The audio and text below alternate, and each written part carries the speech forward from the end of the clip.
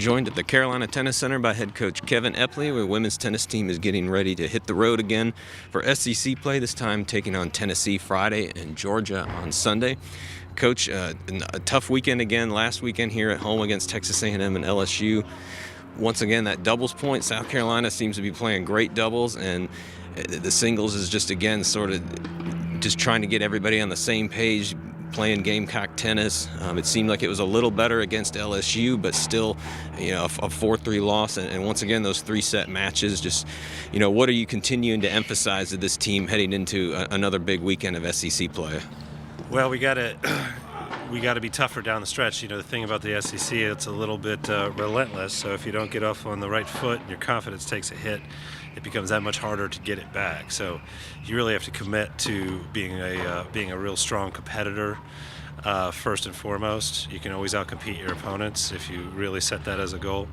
And we've been working the last couple days here. You only have so much time in between these dual matches, but and just being better with shot selection. Again, consistency and just being more effective and more committed to our games. So, it really is. I mean, people are playing well in different matches, and we just need to get everybody on the same page and get some of our younger ones a little deeper into points and so on. So, just got to keep plugging away, and one of these will go our way, and maybe that'll be the thing that will grab some confidence for the group, and we can build on it.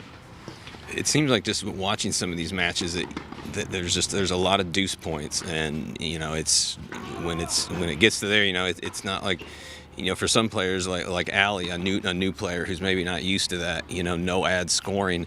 Do you think that plays a role maybe in just some of these results? It's just, like I said, I see all these deuce points a lot of times, and it seems like it's tough sometimes for some of these players mentally that winner take all on this point, as opposed to, like I said, you come in and maybe you're used to a different, the more traditional, I guess, format in tennis, and as opposed to you come here to college and it's a different deal now.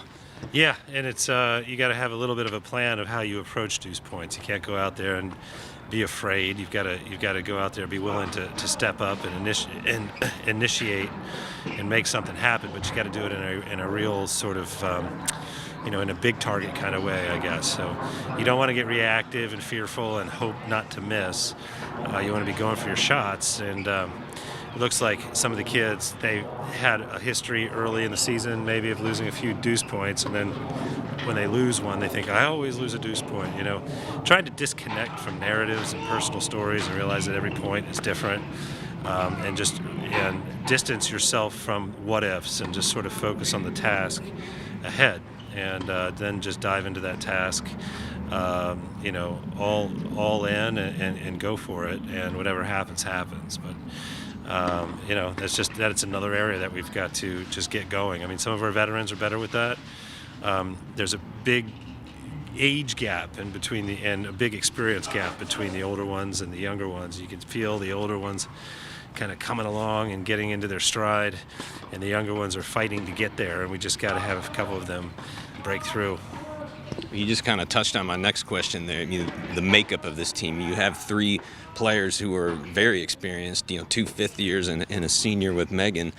And then the rest of this team it's a bunch of sophomores and a couple of freshmen. And those sophomores didn't even get to finish their full freshman year. So they're almost kind of finishing their freshman year sort of right now when you look at where the season ended last year.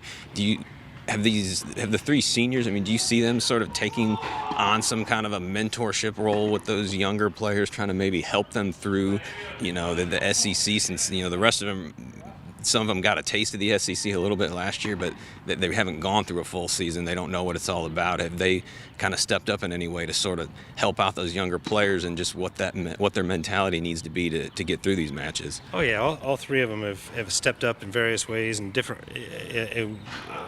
They all have different roles as far as leadership goes, and certainly are doing the best. But nothing replaces experience, obviously, and it's just something that these kids have to go through. And it's unfortunate last year, like you mentioned, that we didn't get to complete the season. We started off 4-0, and never really. I was talking to Josh about this last week. They never really consolidated that season. They never had the ups and downs, so they come out of that season feeling like they were successful when really we never really accomplished anything. I mean, we went 4-0, but we didn't see it through. So I think some of them have this idea that they're protecting something when we haven't, came into the season, and we're really not. Like I said, we haven't accomplished something. This group has some work to do.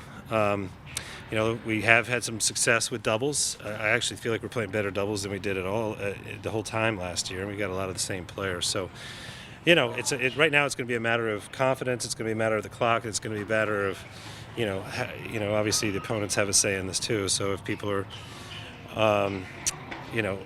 come out and play us hard, and which they will in the SEC, we've got to be able to match that and turn the corner. So. It's a brutal conference if you start losing, like I said. So you really gotta try to put the brakes on and focus on the things that are going to get you in a position to win. And then when you get there, you got to go get it, because they certainly aren't going to give it to you. Well, last question now, just turning the focus now to this weekend. Like I said, we've got Tennessee here on Friday. This is a team that traditionally these two squads seem to go 4-3 a lot of times. South Carolina has won 5 in a row, but we always know this Tennessee team is tough. They are in the top 25. And Georgia, everybody I think knows the history of Georgia. They're a top 5 team. The last time we played Georgia was 2019 in the SEC tournament championship, and we all know how that one ended. So we know Georgia's going to be fired up. And I think the last time we were in Athens, that was also a Gamecock win. So Georgia certainly got plenty of motivation to be against the Gamecocks on Sunday. And like I said, both these programs are extremely talented year in and year out. What are we gonna see this weekend, you think?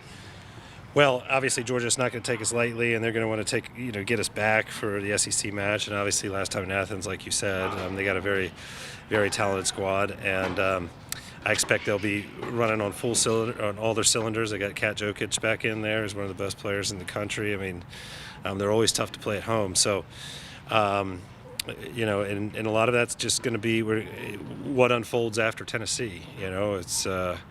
If we step up at Tennessee and we get ourselves going, we get ourselves in the right mentality and competing, and we do something well there, maybe we can build on it and get into Georgia and fare well.